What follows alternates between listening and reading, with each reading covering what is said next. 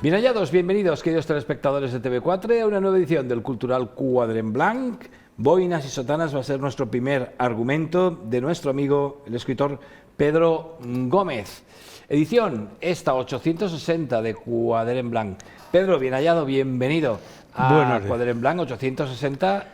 Tú has sido partícipe de algunas de ellas. En algunas de ellas ya hemos venido por acá y muchísimas gracias por la invitación para hablar de algunas de las producciones, de los libros que tiene. El último, os acordarás, Personajes imposibles, sobre apodos, relatos y demás.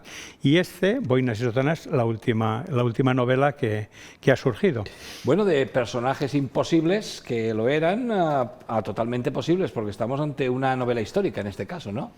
Una novela histórica que se centra en una época, para mí, antes de toda esta historia, bastante desconocida, que me permitió ahondar en algo en el siglo XIX y en mi pueblo, en Segorbe, a partir de un personaje real, histórico, que sucedió, que me impactó muchísimo, porque con una vida tan corta como la que tuvo, en él podía resumir mucho de la gran tragedia que todo el mundo pasó en estos años. Vamos a hablar de las guerras carlistas, vamos a hablar de esa época, Pedro Gómez, Boinas y sotanas, en nuestra primera parte del programa. Luego recibiremos a nuestro librero de la corte y luego otro escritor sorpresa, secreto, pero que hoy por fin quiere desvelarse aquí en nuestro programa. Le recibiremos al final del mismo. Y hoy les dejaré con una obra de teatro de Amigos del Teatro de hace algunos años, que bueno, por el número de personajes que salen es difícil de sacar, como estamos sacando otras por toda España, pero quiero que la vean. No le busques tres piernas al alcalde, un alcalde franquista que la verdad que les hará reír durante un buen rato, de Pedro Mario Herrero, la obra, interpretada por Amigos del Teatro. Pues arrancamos, ráfaga general del programa, y vamos con ello.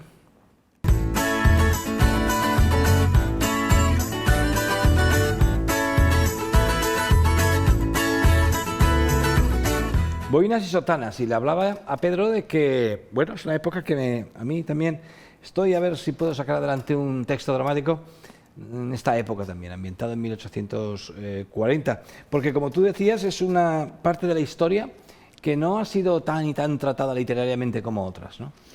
Y efectivamente, pero con el grandísimo agravante de que muchas de las cosas que suceden entre 1840, entre la Segunda y la Tercera Guerra Carlistas,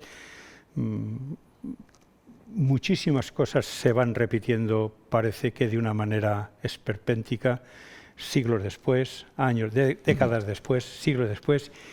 Y si nos miramos ahora en el ombligo, posiblemente podríamos también encontrar en estos momentos algo de aquella época.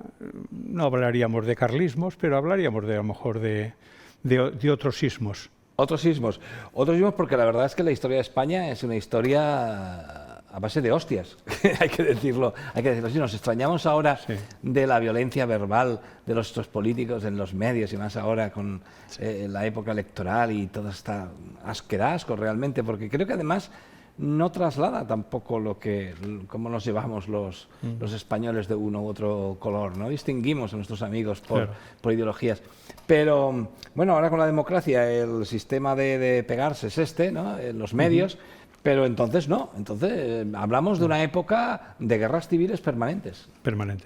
Y exactamente, y esa fue una de las razones por las que yo me dispuse, que la novela histórica no era un tema, digamos, una preferida, pero sí que quise montarlo, porque es que además fue en una época en la que estábamos confinados, y mira por dónde me vino también a la memoria un dato sobre este personaje que también fue que padeció y fue también protagonista, que fue la famosísima y poco conocida epidemia de cólera morbo durante esa época, en el año 55, 1855, que en mi pueblo, concretamente en Segorbe, en 3 meses, perfectamente contabilizados en los archivos de la catedral, desde agosto a octubre, mediados de octubre, se llevó por delante a 286 personas, casi todas mujeres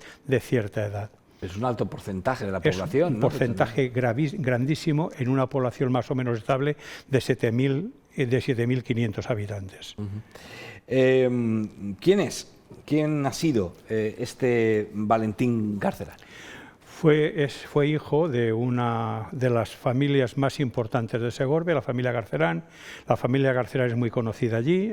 Hoy, en estos momentos, uno de los edificios de las casas, se llama la Casa Garcerán de Segorbe, puede ser que sea de las más visitadas, porque ahora es de la Fundación Bancaja, ahí hacen exposiciones y demás, y fue una donación de la familia Garcerán. La familia Garcerán, si hacemos un repaso de su grandísimo exponente, pues bueno, podemos irnos a la finca de hierro de Valencia, al cupón regalo comercial. Fue una familia de comerciantes importantísima en México, en Cuba, en Estados Unidos y por supuesto en España y en Segorbe también. Y este Valentín fue, cuando se trasladaron a Segorbe, una vez terminada casi la Primera Guerra Carlista, se trasladan a Segorbe, y este Valentín es hijo de esa primera generación de Garceranes. Era el tercer hermano, una primera Anecta, le llamaban la chica, luego José y luego él.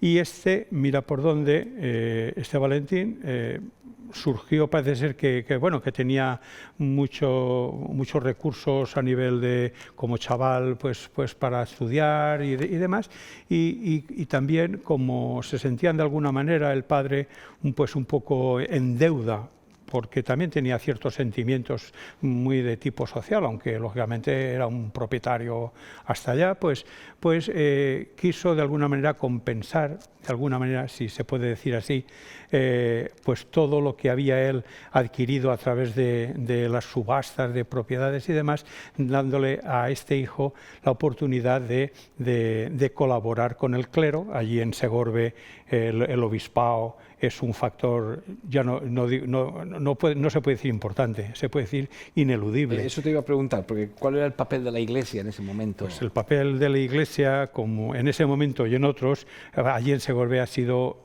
súper determinante. No se hacía nada. Es verdad que es una época también que tiene muchas vicisitudes, porque habían una vacante del obispo, en fin y tal, y entonces la gente del seminario y demás reemplazaba y eran los que decidían muchísimas cosas, pero el papel es súper importante, hasta el punto de que todas las propiedades entonces de la Iglesia, llámese catedral, los conventos, el propio seminario, pues se utilizaron en las guerras para albergar a las milicias, al batallón de Segorbe y a todos los que venían por allí, como después requerir todo tipo todo tipo de favores que le venían bien. Sus propiedades eran inmensas. ¿Cómo afectan las guerras carlistas a Segorbe? Pues realmente a nivel global no mucho, porque era un lugar de paso. Es cierto que se fueron bastante por la Sierra Espadán, por los pueblecillos de Valdamonacid, Algimia, Maté, de la Sierra Espadán, pero venían por allí casi siempre de paso hacia la zona de Ademuz y demás. También es verdad que en cierta época también aquí acudieron lo que llamaban los matiners, que los matiners de Cataluña, de Tarragona, también se acercaron por allí, pero no tuvieron grandes. Sí que también hay que decir que el castillo de la Estrella, que le llaman, se modificó se fortificó para, digamos, como elementos defensivos y las murallas de las guerras carlistas, porque porque fue durante muchos años y había pues mucho miedo, mucho temor al vandalismo también. No solamente era la guerra, digamos, una guerra formal, sino había mucho de saqueo y de vandalismo por parte de los carlistas. Y en todo ese contexto, Valentín Carcerán, ¿qué es lo que te ha llamado la atención del personaje para centrar una novela en él? Pues que con su sotana, sin desprenderse de ella, porque lógicamente era obligada, y su bonete, pues tuvo una importancia a nivel social muy interesante.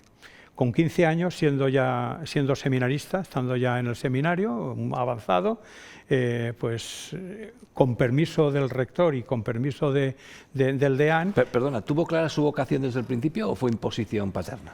Fue imposición no tanto, la imposición del padre y paterna fue más bien para estudiar, porque allí si alguien quería prolongar sus estudios más allá de la escuela elemental, que estaba también en un convento franciscano de una manera bastante temporal, estamos hablando de había muchas necesidades, pues el que quería, el chico, las chicas evidentemente no, pero los chicos que querían estudiar algo más de lo que se daba en la escuela, el único recurso que tenían allí era entrar en el seminario. Que después si se hiciera sacerdote, se ordenara o no se ordenara, eso ya era otro elemento. Es verdad, también es cierto que para entrar en el seminario lógicamente había que pagar la manutención porque era un internado, es decir, que eso era una especie de una enseñanza privada, pero que también tenía... Pero él tenía un sentimiento de tipo social,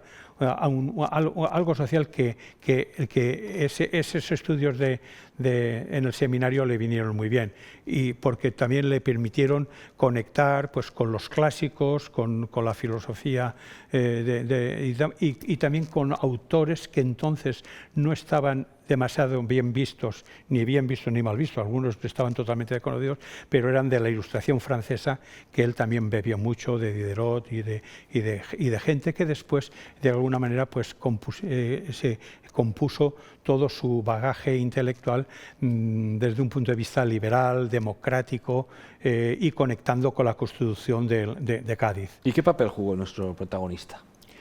El papel al final, a través porque yo ahí en esta novela combino el dato histórico, evidentemente, con una narración ficticia, imaginada, sobre todo en lo que es la relación con amigos y demás, porque yo ahí lo que quiero es trasladar, aparte del elemento, digamos, histórico, trasladar en un sentido metafórico para que el lector vea qué es lo que había detrás de cada una de las cosas. Y hay dos planos narrativos. Por una parte, que pasaba en los jóvenes, de alguna manera más involucrados en lo que era la acción rápida y la acción contundente, y la gente mayor a través de unas tertulias en un punto crucial que es el casino, donde de alguna manera argumentaban y se le daba un poco de pausa a todo aquel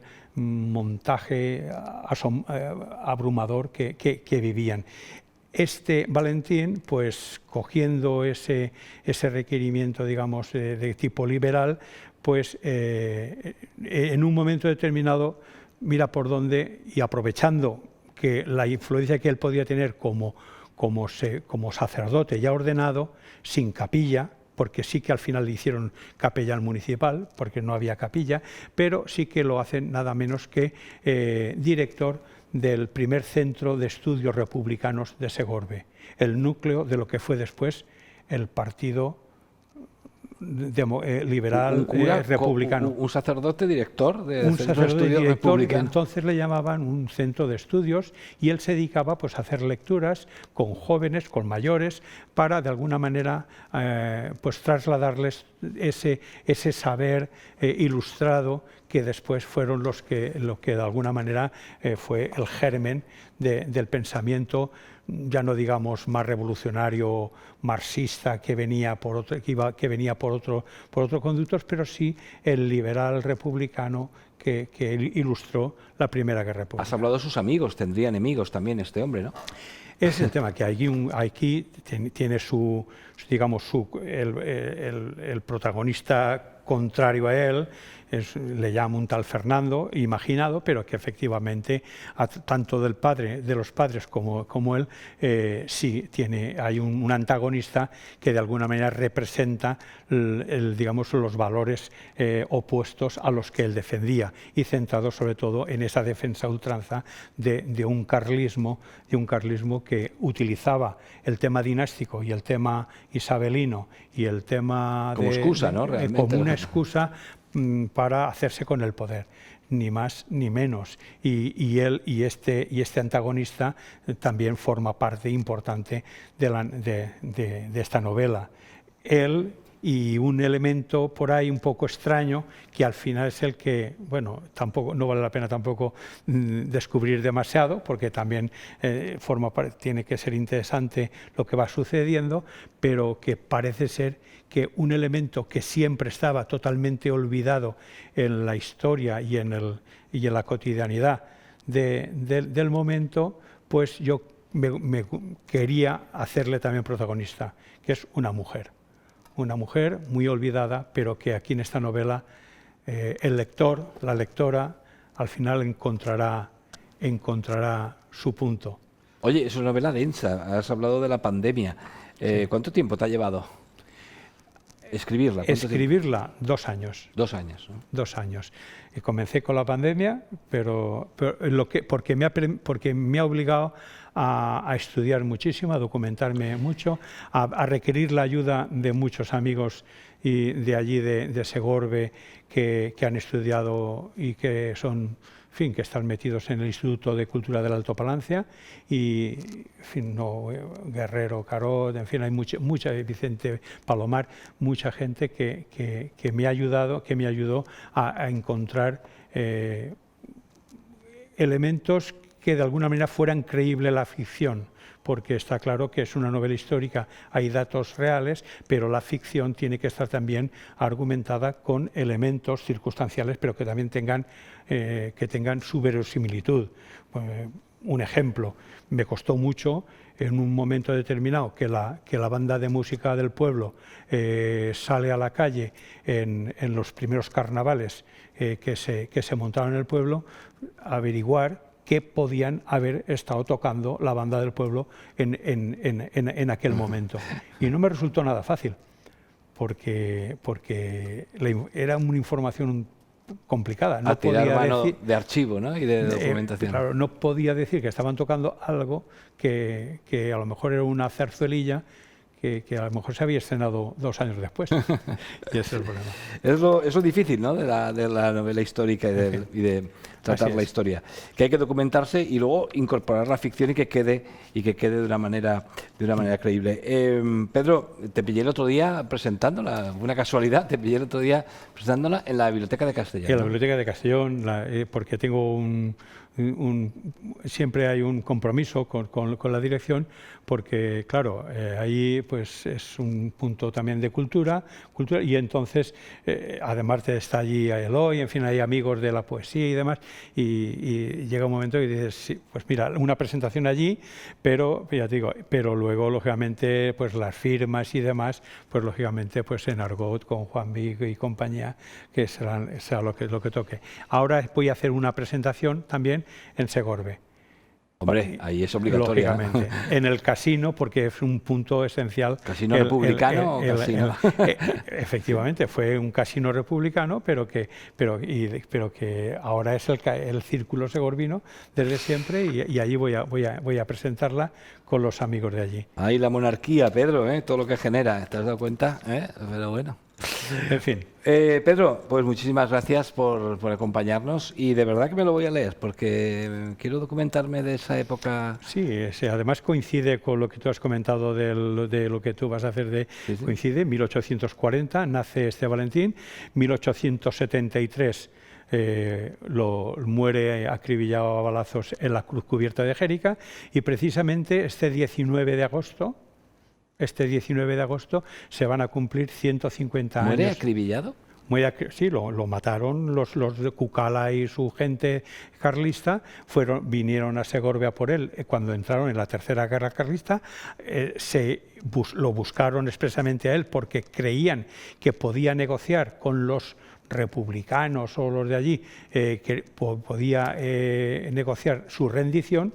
El Valentín les dijo que este cura, el Valentín, les dijo que él no podía hacer absolutamente nada, y entonces dijo, pues tú verás, pues porque eso sí que es cierto, en los archivos personales de este militar, Cucala, sí que lo encontré, y lo dejaron ir, pero lo dejaron ir para que huyera con su grupo de amigos, y en Jérica los cogieron, y en la Cruz Cubierta, aún el que quiera puede acercarse allí, a 2 kilómetros a la entrada del pueblo, aún puede ver esa cruz con los balazos ahí, y las huellas de los disparos.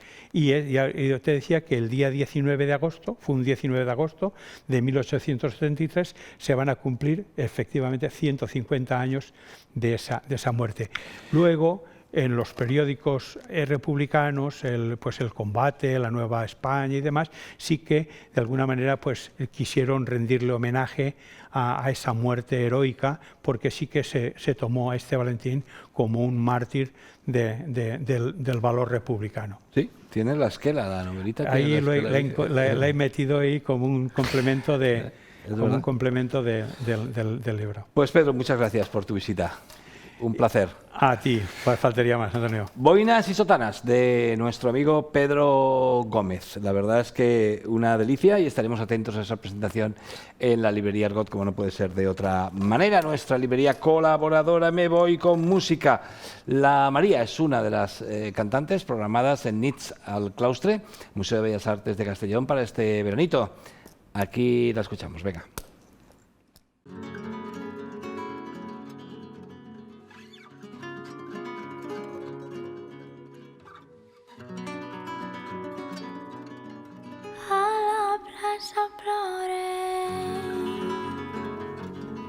Que també has marxat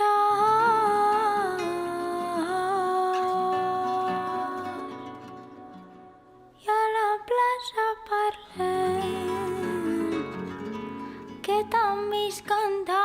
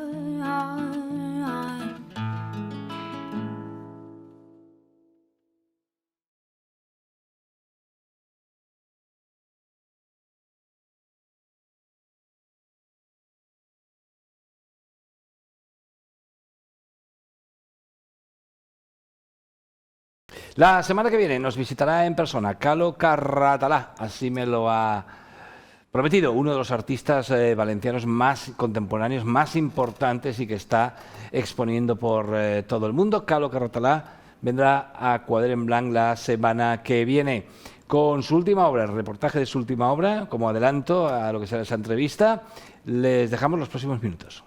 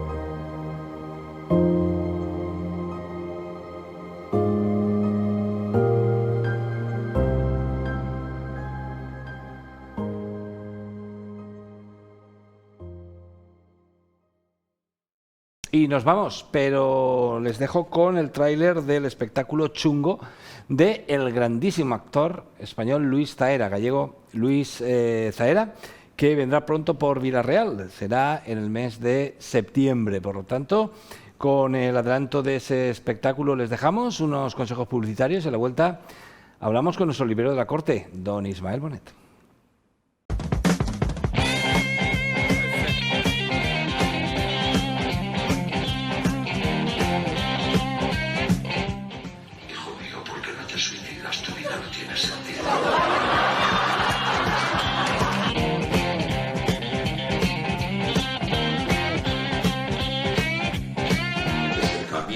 Asesinas a 15 personas, llegas a la catedral y te arrepientes y chimpú. Eso es el catolicismo.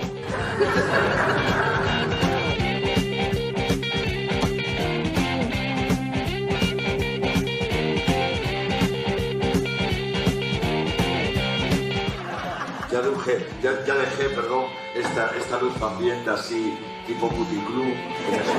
Claro, yo siempre ruedo puticlub.